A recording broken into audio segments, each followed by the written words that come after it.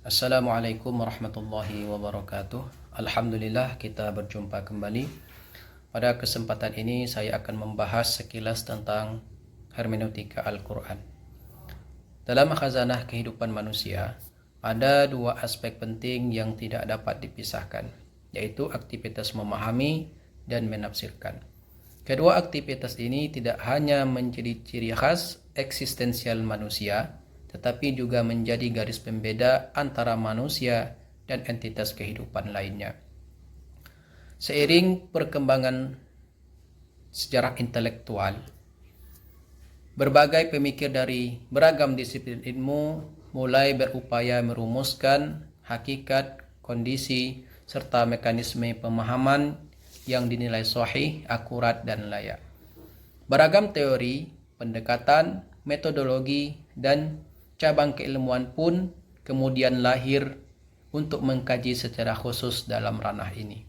Salah satunya adalah hermeneutika, yang secara metodologis membahas proses interpretasi makna dalam konteks tertentu.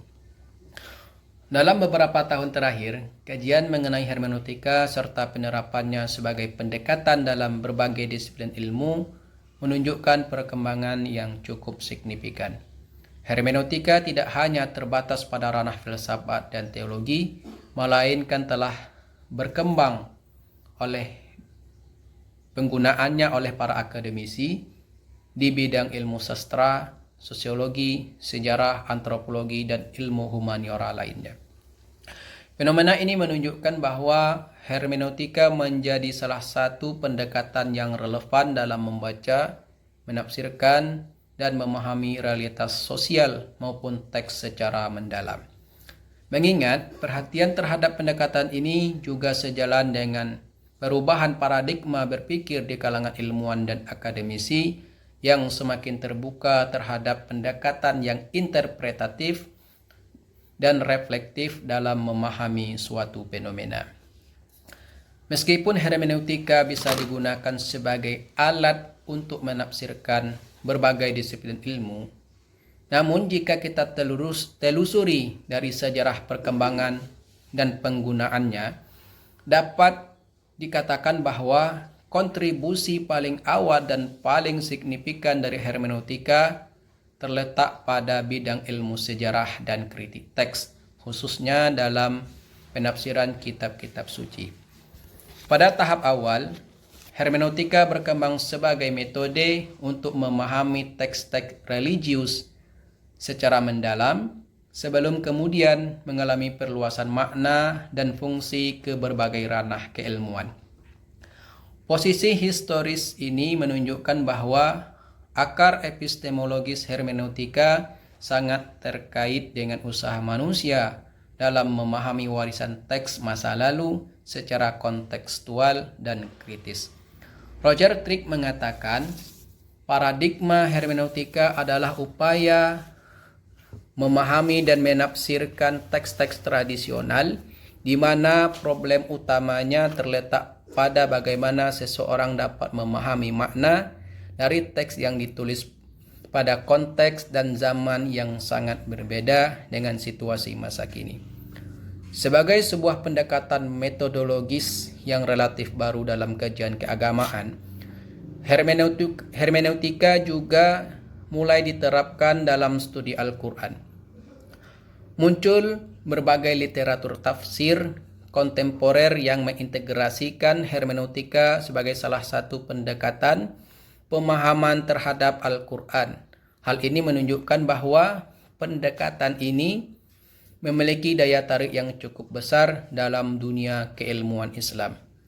Hasan Hanafi mengatakan bahwa hermeneutika tidak hanya sekedar ilmu interpretasi atau ilmu pemahaman, tetapi juga merupakan ilmu yang membahas bagaimana wahyu diterima, mulai dari bentuk kata hingga menjadi bagian dari realitas kehidupan.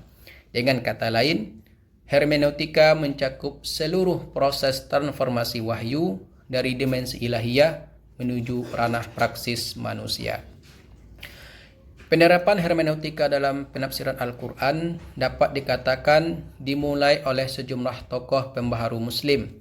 seperti Ahmad Khan, Amir Ali, dan Ghulam Ahmad Parvez di India.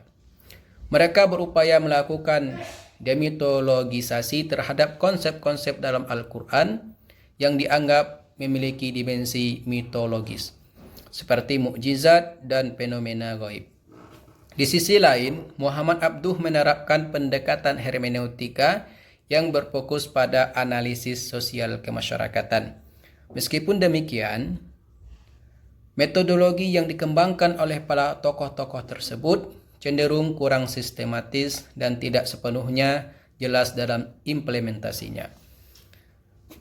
Pada dekade tahun 1060 hingga 1070-an, muncul beberapa tokoh yang mulai serius mengkaji persoalan metodologi tafsir ini. Hasan Hanafi misalnya mempublikasikan 3 karya yang berorientasi pada hermeneutika. Karya pertama berkaitan dengan upaya rekonstruksi ilmu usul fikih. Yang kedua, fokus pada hermeneutika fenomenologis dalam menafsirkan suatu fenomena keagamaan dan keberagaman.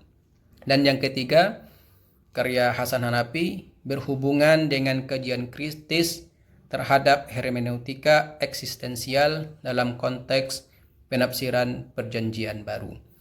Sementara itu, Muhammad Arkon dari Aljazair mengembangkan suatu ide mengenai cara baca semiotik terhadap Al-Quran dan Fazlur Rahman merumuskan metode hermeneutika sistematik terhadap Al-Quran yang dikenal dengan istilah double movement atau gerakan ganda. Apa yang dilakukan oleh Fazlur Rahman, Arkun, dan beberapa tokoh lainnya adalah contoh bagaimana Al-Quran dapat dipahami melalui pendekatan hermeneutika.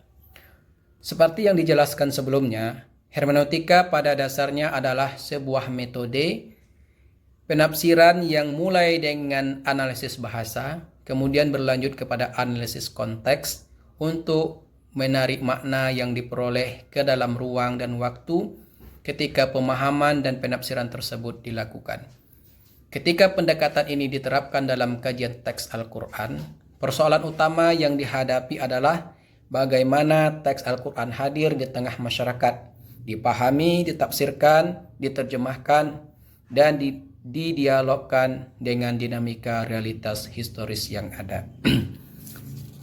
Terkait dengan pendekatan hermeneutika dalam penafsiran Al-Quran, terdapat 3 hal utama yang perlu diperhatikan sebagai asumsi dasar dalam proses penafsiran. Yang pertama, para penafsir itu adalah manusia. Artinya, siapapun yang berusaha menafsirkan teks kitab suci tidak lepas dari segala kekurangan, kelebihan, dan keterbatasan. Dengan asumsi ini dapat dipahami bahwa manusia tidak dapat sepenuhnya terlepas dari keterikatan historis, pengalaman hidup, dan konteks sosial yang membentuknya, di mana faktor-faktor tersebut tentu akan mempengaruhi dan memberikan warna pada cara penafsiran yang dilakukan. Yang kedua, proses penafsiran tidak dapat dipisahkan dari faktor bahasa, sejarah, dan tradisi. Setiap aktivitas penafsiran pada hakikatnya merupakan kontribusi dalam proses historis, linguistik, dan tradisi yang ada, di mana kontribusi tersebut terjadi dalam ruang dan waktu tertentu. Yang ketiga, tidak ada teks yang sepenuhnya terlepas dari konteks eksternal. Nuansa sosio-historis dan linguistik dalam pewahyuan Al-Quran terlihat dalam isi, bentuk, tujuan, dan bahasa yang digunakan dalam kitab tersebut. Hal ini terlihat misalnya dalam perbedaan antara ayat-ayat Makkiyah dan ayat-ayat Madaniyah. Kontribusi hermeneutika terhadap Al-Quran, salah satu kontribusi paling penting dari hermeneutika yang bisa dianggap membawa cara pandang baru dalam ilmu tafsir Al-Quran adalah adanya berbagai teori dan konsep pemahaman yang ditawarkan oleh para tokoh-tokoh hermeneutika Para pemikir ini memberikan kesadaran bahwa proses memahami suatu teks tidak pernah benar-benar netral. Pemahaman kita selalu dipengaruhi oleh faktor berbagai latar belakang sosial, budaya, politik, bahkan kondisi psikologis seseorang. Kesadaran ini membuat kita perlu berhati-hati terhadap klaim bahwa suatu penafsiran adalah objektif, bebas dari kepentingan, atau sepenuhnya benar.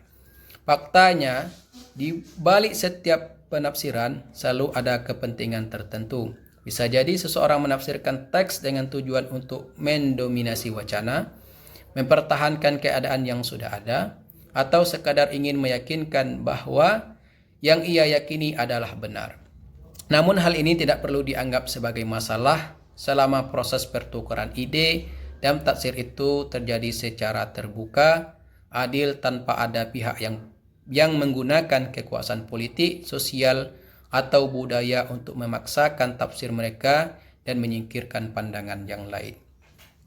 Di sini peran penting hermeneutika, ia mengajarkan bahwa setiap tafsir atau pemahaman yang sangat dipengaruhi oleh konteks dan tujuan si penafsir.